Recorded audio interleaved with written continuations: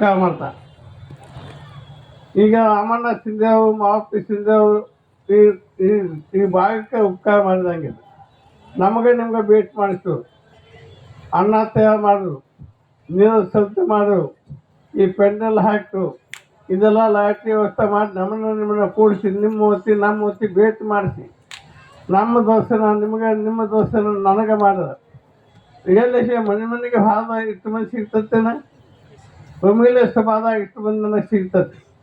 ಇದು ಎಂಥ ಉಪಕಾರ.